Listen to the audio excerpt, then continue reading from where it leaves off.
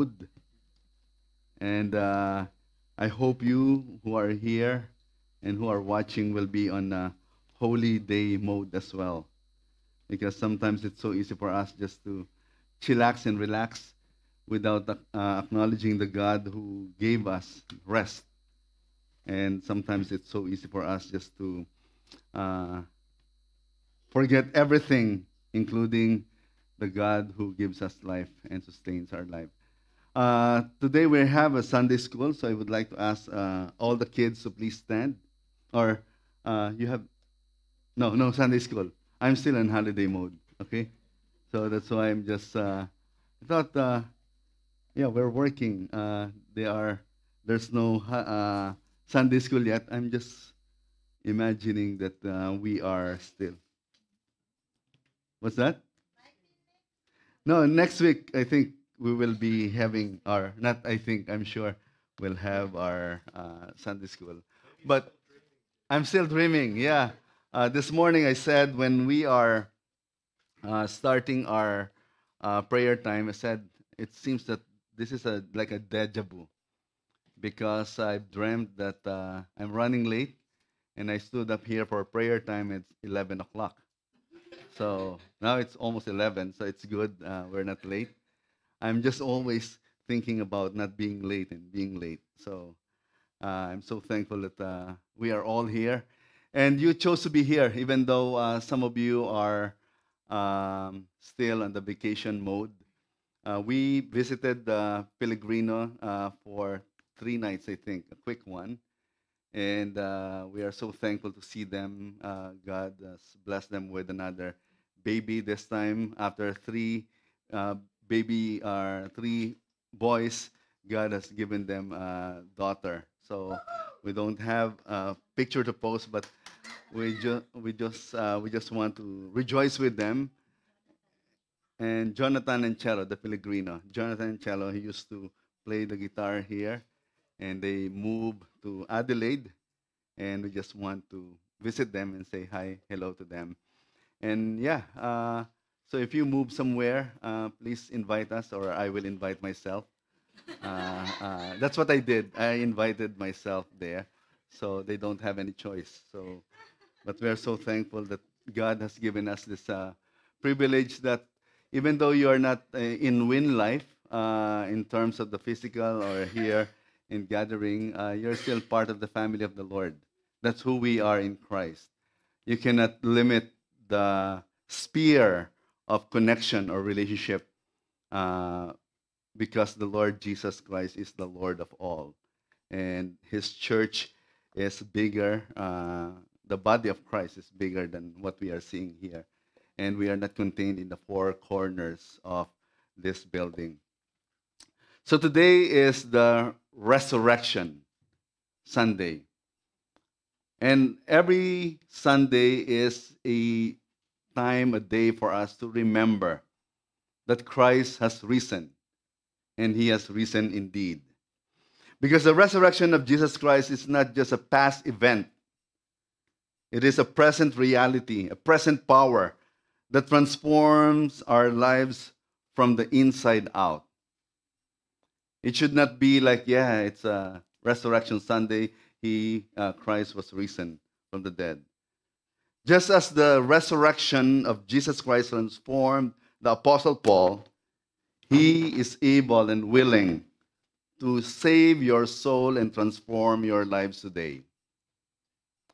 And that's what we are teaching every single Sunday here in the pulpit of Win Life, because Christ is truly the Lord of all. Not just the Lord of the church, but he is the King of kings and Lord of lords. Our Lord Jesus Christ is mighty to save souls, and he is powerful to transform lives. But the resurrection of the Lord Jesus Christ is the most attacked teachings of Christianity. Many are trying to debunk or discredit or telling lies that resurrection didn't happen. And if someone will approach you and tell you, hey, you cannot prove resurrection by means of scientific method, tell them, yes, you're right. And they'll be surprised because you don't want to say, no, it can be proven scientifically, the resurrection of Jesus Christ. No, just say to them, yes, you're right. But that's not the only way to prove something is true and something is real. Because for the scientific method, we can see that there are always a process, steps. You need to be in an environment, a controlled environment. You need to have ingredients, or you need to have some instruments to test a thing. I remember when I'm struggling in my high school days, and my teacher approached me and she said, Jim, you're going to repeat this class. What class? Science class. But I'm giving you a chance. If you will come up with an experiment that is unusual or simple but unusual, not common to your classmates, I'm going to pass you. I don't know Pinky that time, and I know she loves science, but I don't like science. I love playing basketball. That's all. That's why I'm in school. But I said, that's the time that I went to the library, took the big encyclopedia, encyclopedia, the big one. I think you don't know that. When I remember that, I got that big book and opened simple experiment. And my teacher said, you need to propose something. In your proposal, put something that this is your statement that many will not believe until they see it. And my proposal is, raw egg will float on water. Maybe some of you don't try it here, try it at home. And I only have 3 or 4 ingredients: raw egg, bowl of water, and then salt, cup of salt. For me, as I said, I just want to get by in terms of that class. I just look at the ingredients, read how it goes, and then presented it in front of the class without practicing it. What a scientist, right? So that's my first attempt. So I said, you just put the salt, and then now the egg will float. And it's not floating. I said, half cup of salt. And all dissolved. And still, not floating. It says all the salt. So I dissolve all the salt, and after that, it floats. I said, wow. Because of that scientific method that I followed the steps, step by step. And now I can say, and I can prove to you that raw egg can float or floats in the water. Because of that test. Because testing the truth of a hypothesis by the use of controlled experiments is one of the key techniques of modern scientific method. But that's not the only way, as I said, to prove that something is true or something really exists. Because the other method for you to prove something is that the legal historical proof. What do I mean by that? Because you cannot prove the existence of Abraham Lincoln by scientific method, but you can prove his existence, his life, even his death, by legal historical proof. And it's based on showing something is a fact beyond reasonable doubt. So in other words, we reach a verdict on the weight of the evidence and have no rational basis for doubting the decision. So what is legal historical proof? It depends on 3 things.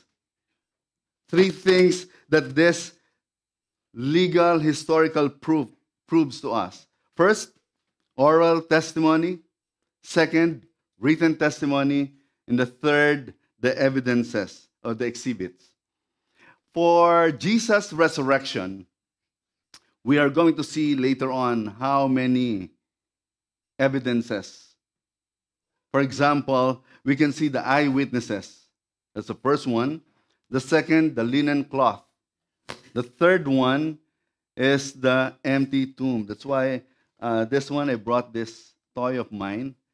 It's in front of my desk in my office. Always reminds me that this empty tomb is empty. The tomb is empty. When we were in Israel, there are two places that claims that this is the tomb of Christ. And others, no, this is the tomb of Christ because of the description. It's near the skull or the hill of skull. But I'm convinced, even though that you cannot really tell, and others are just doing it because of commercial purposes, one thing that I've observed with the two claims, both of them are empty tombs. He is not here. He is risen.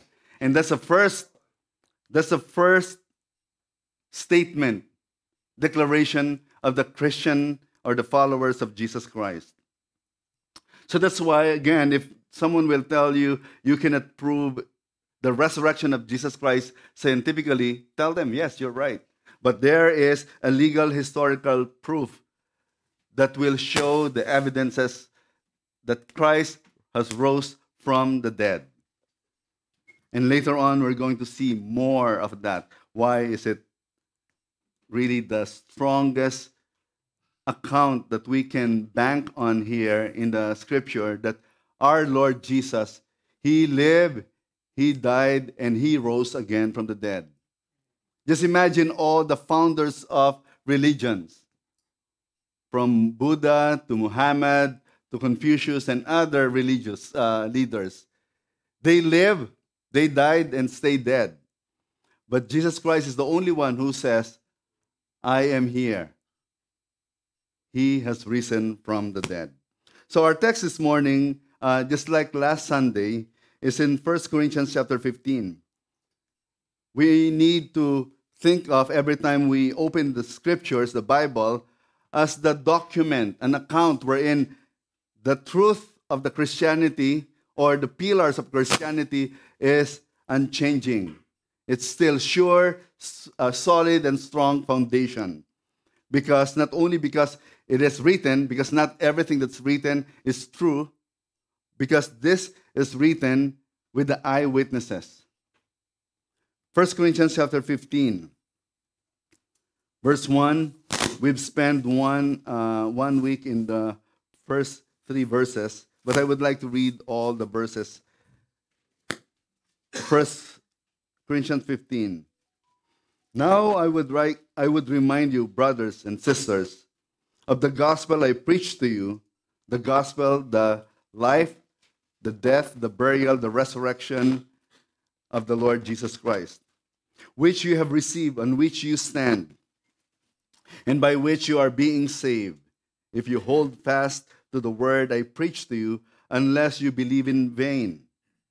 For I delivered to you of first importance what I also received, that Christ died for our sins in accordance with the scriptures. Last week we've talked about this, that the death of Christ was predicted by the prophets many, many years, hundreds of years ago. That's why Paul keeps on reminding them according to the scriptures. And then in verse 4, it says, and he was buried, and that he was raised on the 3rd day in accordance with the scriptures. Again, the death and also the burial, now the resurrection of Jesus Christ was written, prophesied. On the 3rd day, he will rise again. Jesus said, destroy this temple pertaining to his body. Destroy this temple and I will raise it up on the 3rd day. And these are the witnesses, as what Paul mentioned in verses 5 onwards. And that he appeared to Cephas, meaning to Peter, then to the 12, and then he appeared to more than 500 brothers and sisters at one time, most of whom are still alive. You can ask them. That's what Paul is challenging the believers, the Corinthian believers. Though some have fallen asleep, meaning though some has died. Then he appeared to James, then to all the apostles. So Paul is stating the fact here that the evidence of the Lord Jesus Christ, the resurrection of Jesus Christ, didn't just happen, but he has witnesses. Pinky read the passage in Luke 24 about the resurrection of Jesus Christ on the first day. And I've been thinking, why is it that Jesus chose the woman to be the first witness of the resurrection of the Lord Jesus Christ? Then all of a sudden, when we were talking about that, Uncle Joe says, yeah, because, during the time, women has no credibility. They just good at chatter. That's why it says there. Luke mentioned that the apostles didn't believe because it seems like a tale or idle tale. And even with that, God chose the woman not only because their testimony or their witness or their testimony is not credible, but Jesus even used the woman or anyone, the weak of the world in the society, to be the herald, the first herald of this good news. Then he appeared, he says in verse 8, last of all, as to one untimely born, he appeared also to me. Jesus showed up, and Paul used to be Apostle Saul. Saul turned into an Apostle Paul, saw the risen Savior. Maybe some of you will be are familiar with the story in the account in Acts chapter 9, wherein Paul or Saul was confronted by the Lord Jesus Christ. When Saul got the permit to persecute the followers of the way, they call Jesus the way because of his claim. He said, I am the way, the truth, and the life. And he's persecuting the believers because Paul thought that Jesus was a false prophet because he's claiming he is God in the flesh. And that's why his ambition is to destroy Christianity.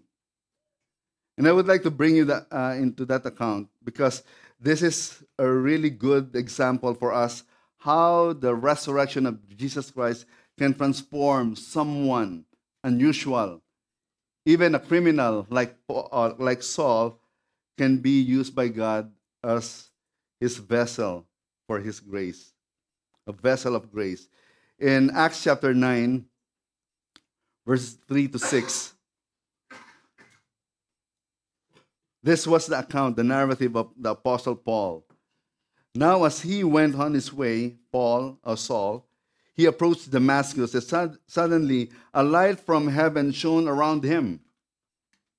And falling to the ground, he heard a voice saying to him, Saul, Saul, why are you persecuting me? In this narrative, maybe Saul is thinking, I'm not persecuting you, the voice. I'm persecuting the follower of Jesus, the way. That's why Paul says in verse 5, who are you, Lord? Because there's a bright shining light that was in front of them. And he said, I am Jesus, whom you are persecuting. The truth of the matter is, if you are persecuting or hurting the body or the followers of Jesus, you are hurting him. And if we are hurting each other, we are hurting the Lord Jesus, who is the head of the body, the church. When Jesus said, I am Jesus whom you are persecuting, Jesus gave him a commission. But arise and enter the city, and you will be told what you are about to do. What I'm giving you this morning is in order for you to understand not just the resurrection, I want you to understand the grace of God in this resurrection. Because there is no gospel without the resurrection of the Lord Jesus Christ. If you will start, He lived, God dwelt among us, among men. He lived, He set a good example, died on the cross, and was buried. And that, if that is the gospel, if that is the story that you are telling the people, you don't have any gospel. What good it is if you will declare someone, he's dead? None. But that's why I said, tell everyone, he is risen. He is risen indeed. Christ rose again from the dead. That's why this 1 Corinthians 15 is the one that contains earliest written account of the resurrection of Christ. And it's the fullest and most important document. Even this is the most important doctrine, the doctrine of the resurrection of the dead. Not just the first part was the resurrection of Jesus. The second part is the resurrection of the dead, those who are in Christ. You cannot see that in any earlier account or earliest account, but in the scripture, the resurrection from the dead. Because resurrection may be defined as a creative act of God whereby the bodies of the dead people are raised to life. That is resurrection. But these are the consequences if resurrection didn't occur. 1 Corinthians chapter 15, verses 13 onwards. You'll see it later on as you read along. It says here in verse 13, but if there is no resurrection of the dead, then not even Christ has not been raised. But here, what he's saying as well, if Christ, in verse 14, if Christ has not been risen or has not been raised, there are four things, the consequences. First, our preaching is in vain.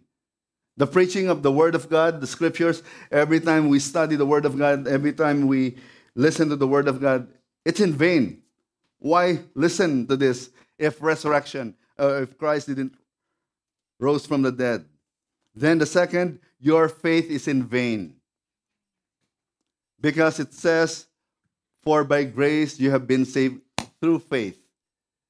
You are not saved because of your good works. You're not going to heaven. You're not going to be resurrected. You're not going to have eternal life without Christ rising from the dead, without the resurrection of Christ. Then the third and the fourth one, in verse 17, if Christ has not been raised, your faith is futile and you are still in your sins. Imagine that. Christians, as we know, are not perfect. They are just forgiven.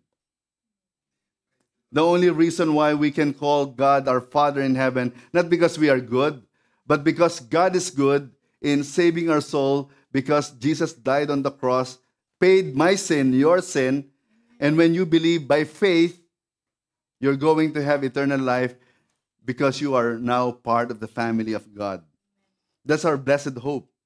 That's why Paul says in verse 18, then if Christ has not been raised, in verse 18, then those also who have been fallen asleep in Christ have perished. It's so difficult for me to speak or to teach or to preach at the funeral if I know the person behind me is not a follower or was not a follower of Jesus. But it's so good for me to know when I'm invited to speak at the funeral that the soul, the person was lying down behind me was a follower of the Lord Jesus Christ. Because from there, I can say there is a blessed hope. We are going to see him or her again. Not because of the good works, not because of his connection to the church, but because Christ promised, Jesus promised, I am the resurrection and the life, and those who will believe in me will have this resurrected life.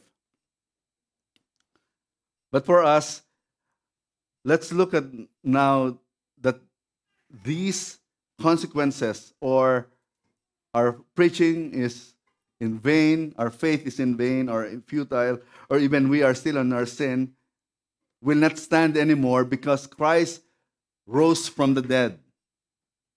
And because of that, let's go back to our text this morning. Because this God's grace is so important in the resurrection account of Jesus Christ. 1 Corinthians 15:8. Paul, after he has mentioned that those witnesses, he says, last of all, as one untimely born, meaning he was supposed to be miscarriage or stillborn, he appeared also to me on the road to Damascus. In verse 9, for I am the least of the apostles, unworthy to be called an apostle. Why is that, Paul? He said, because I persecuted the church of God.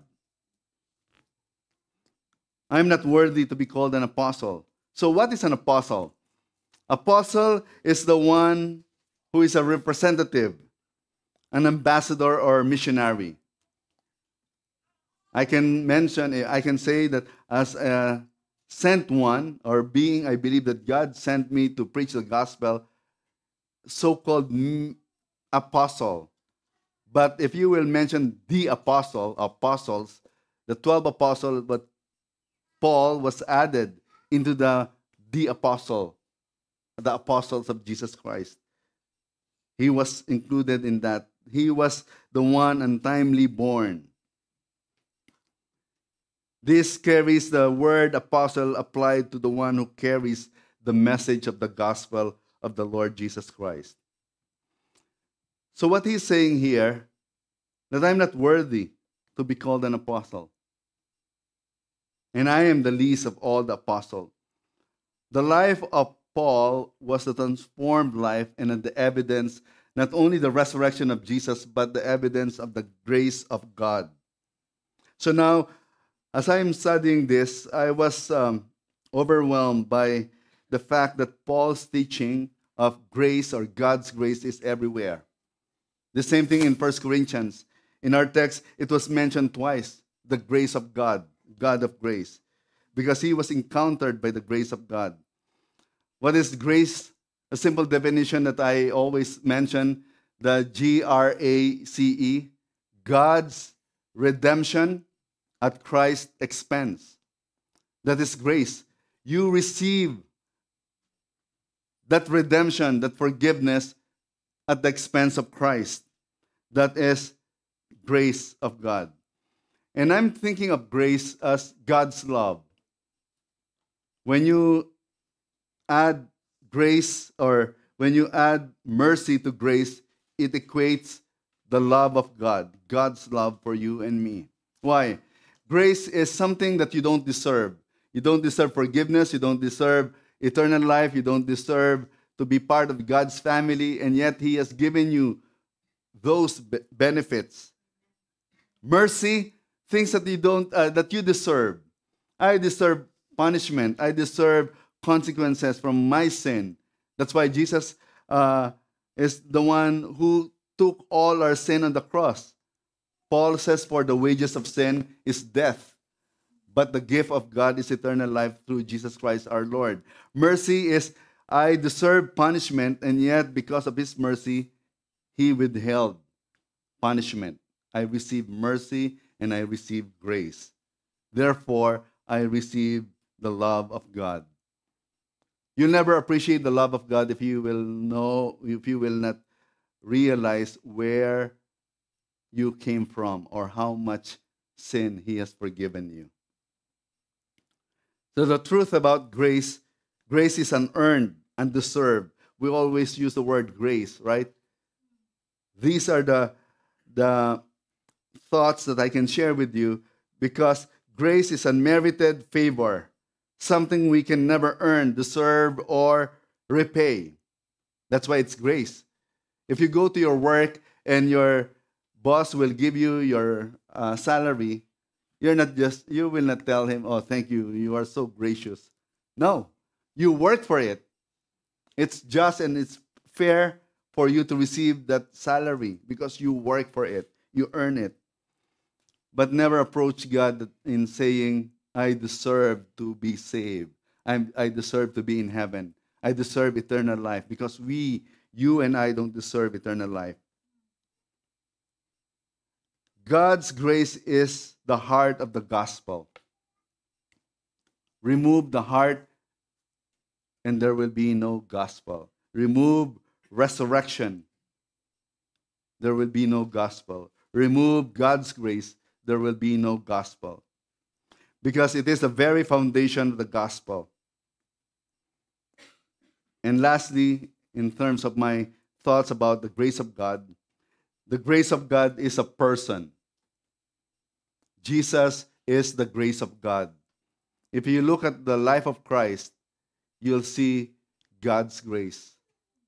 We've sing the song, "Worthy is the Lamb, the King of heaven, the treasure of heaven, crucified. Worthy is the Lamb." Jesus was the Lamb who was slain before the foundation of the world. Imagine that.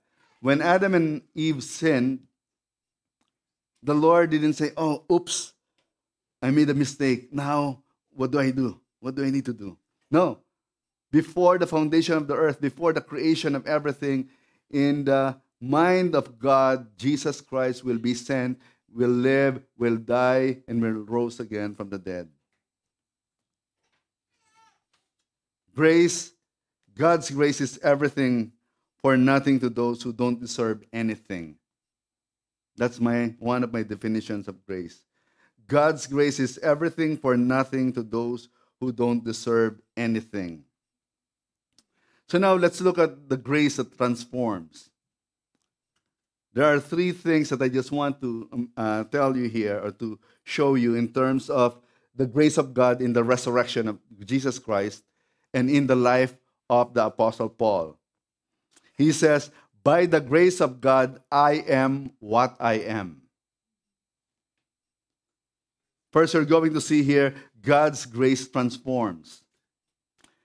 What is that? It's a new identity and purpose.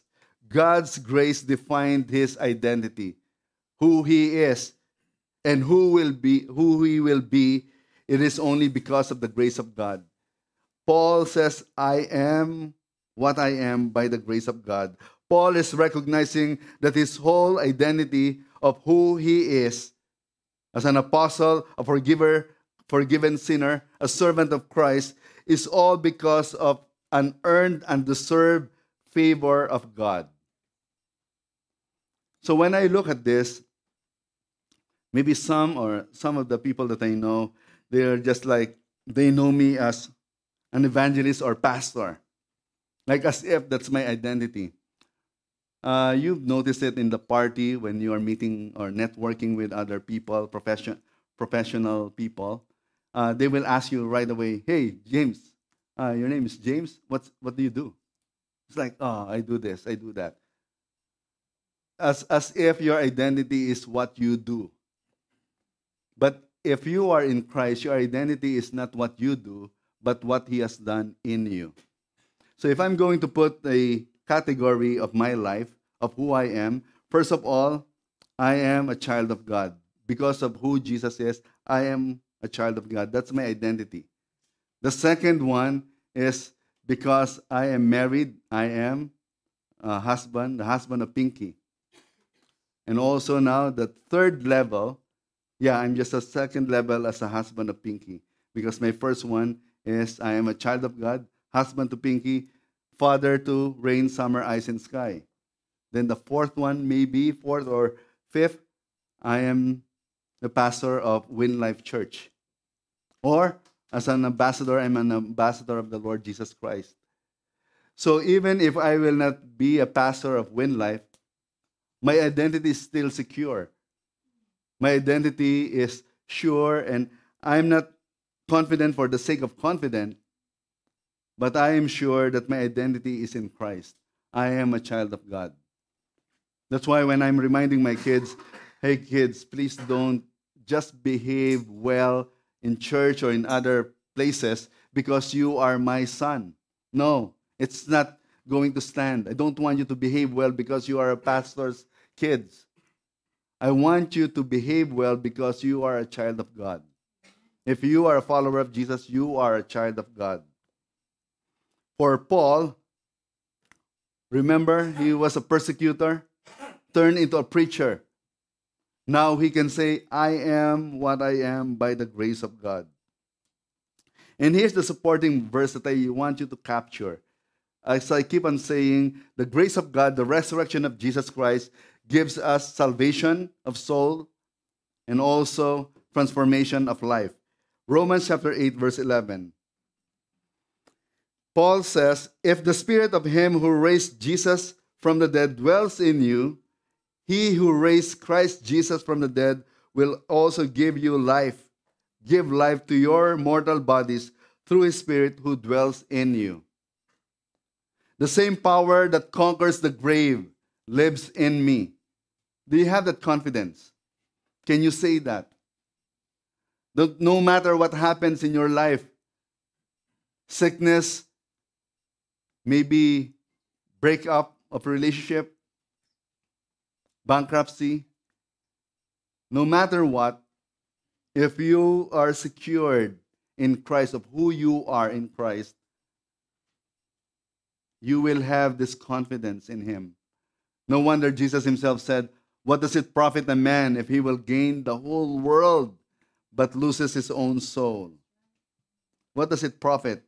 That's why for Paul, God's grace defined his identity. The question for you now, does it define your identity? Does the grace of God define your identity? Because for Paul, everything was changed. Everything has transformed. His character from selfishness to Christ-likeness, from prideful to humility, to being humble. His will from being a rebellious man to a fully surrendered to God. His lifestyle from sin to purpose. And now his ambition was not to destroy the church of Christ, but to build the church of Christ. That's why in Philippians chapter 2, verse 3 to 4, he's reminding the believers, do nothing from selfish ambition or conceit, but in humility count others more significant than yourselves. Let each of you look at not only to his own interest, but also to the interest of others. Have this mind among yourselves, which is yours in Christ Jesus. Humility, not pride, is a single example or illustration of a change or transformed life. Because grace or God's grace destroys pride and produces humility. Because grace highlights our inability and shows the sufficiency of God, and it keeps us humble. When you are aware of the grace of God, you will be aware of your limitation, your inability, but you will be also aware of God's sufficiency. And I want to warn the mature Christians here, meaning you think you have been a Christian for so long. This is my warning to you. If you forget grace and start to think that you earn the favor of God, you're not yet mature. Because the proof that you have not understand God's grace is that when you often look down on others, that is a sign of immaturity, not maturity. The proof that you have not understand God's grace is when you have often looked down on others. I'm better than you. Because grace frees us from legalism. And it's so easy for us in the church to be legalist. Chuck Swindoll, in his book, The Grace Awakening, he argues that many Christians live in a spiritual slavery instead of freedom because they don't truly understand grace. And he says that one of the biggest burdens of his life is helping people break free from legalism. And I hope as a pastor, as a preacher of God's word, our goal or my goal is to help the people leave that box or that prison of legalism. Because legalism says God will love us if we change. But grace or God's grace says God will change us because He loves us. Let's look at that contrast. Growing up in a religious environment, you will think, I need to change so that God will love me. No, God is changing you because He loves you. Grace allows room for failure, but never abuse it. It gives freedom without encouraging sin. That is grace. That's why Christian life should be marked by liberty, not legalism or license. Because truly, God's grace transforms lives. It transforms life. God's grace does not excuse sin, but it gives the sinner the power to overcome it. That's why, as a follower of Jesus, don't say, Jim, I don't have the power to remove this vice, this addiction. If you are in Christ, God has given you the power. The Spirit of God is living in you already. That's why you can, with His help. I always remind you in prayer, prayer is like without God, man cannot. Prayer is without God, man cannot. Without God, man cannot. Without man, God will not. That's how the partnership with God is. He knows that you cannot do it on your own. That's why He is with you. And this is the thing about this legalism. The truth about legalism is this. Discipline without grace leads to legalism. Grace without discipline leads to license. Oh, I can do it. But grace with discipline leads to holiness. Holiness. God has given us the grace not only to forgive, but also to forgive, not only to be forgiven, but also to forgive others. So now the question for you and me is, what area of your life does the Holy Spirit want to transform you today?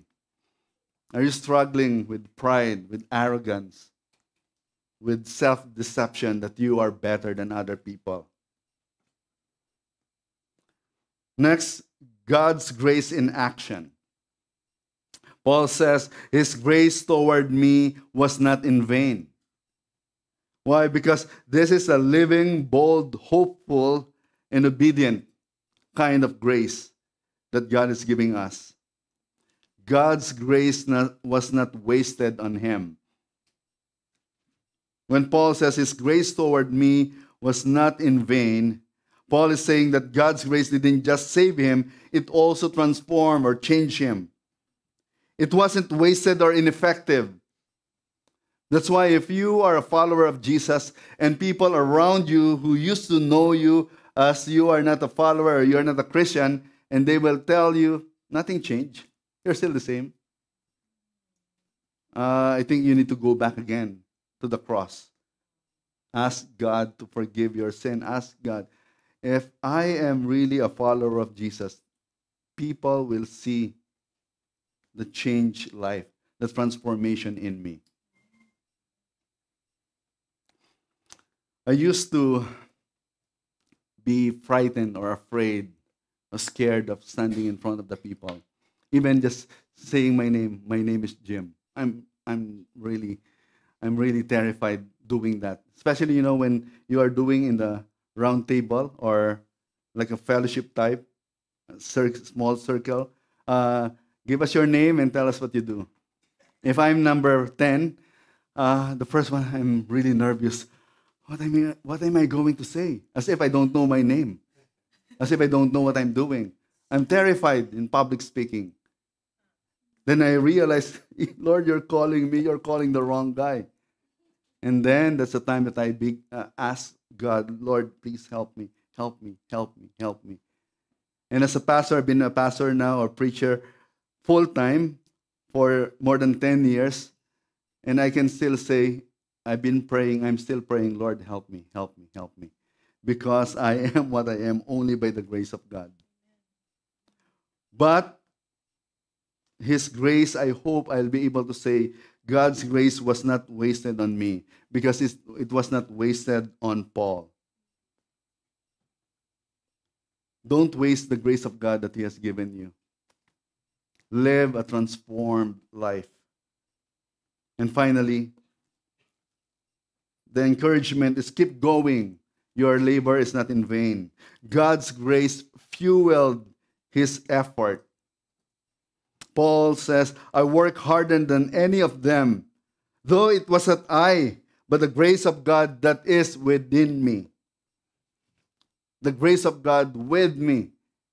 That's why he keeps on laboring, doing more and more and more, only because of the grace of God. It's God's grace within him, or with him and through him.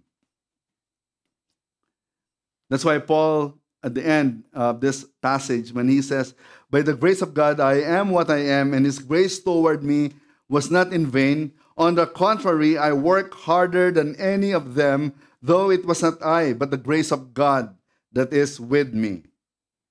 Then, in verse 11, he says, whether then it was I or they, so we preach, and so you believe. I must admit that there are times I question myself or the Lord. Lord, does this preaching of your word matter? Will this take effect into the lives of the people? And even I heard Pinky talking to one of the moms in our church.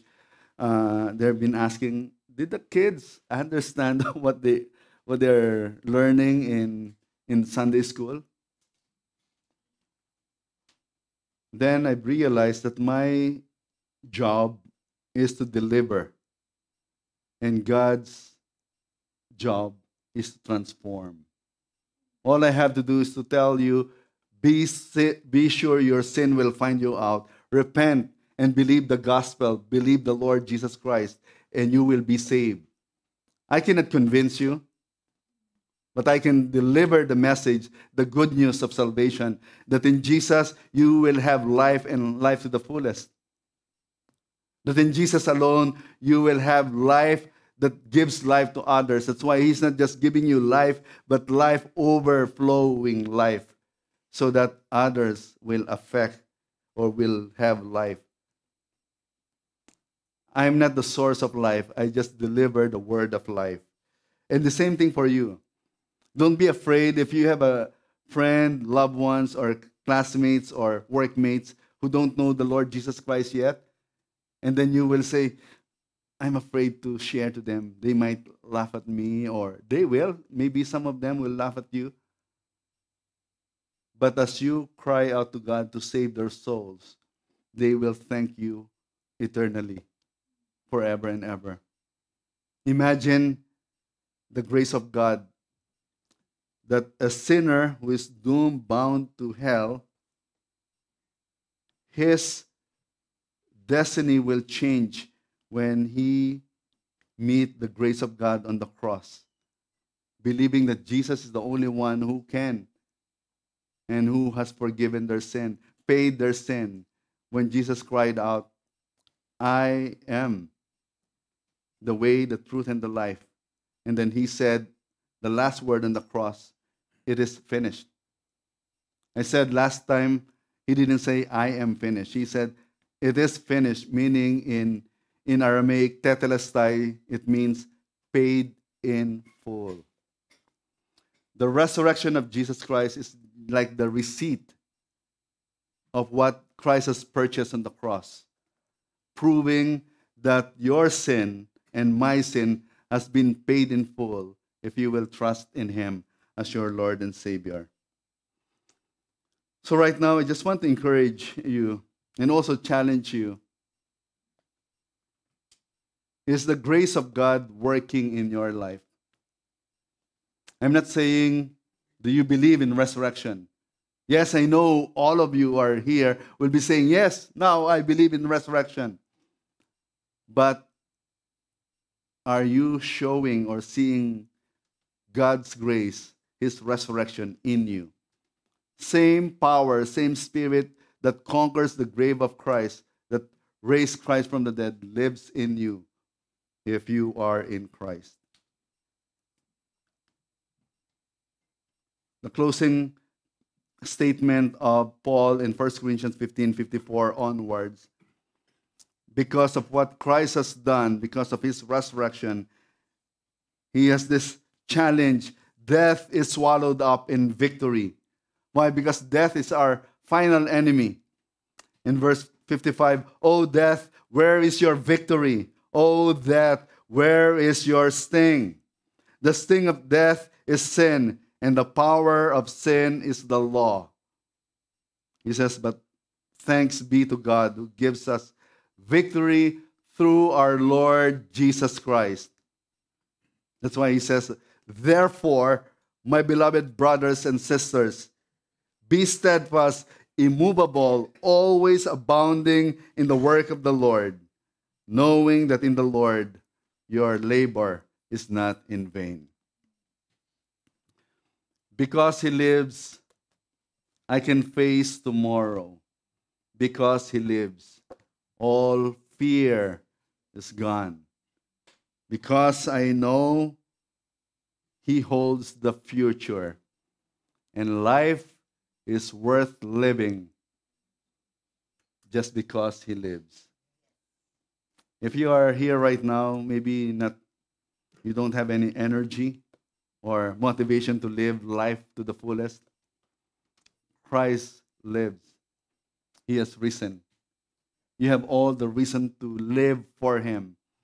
And as we go back to our mission vision of Win Life, why we exist because because of the power of the Holy Spirit.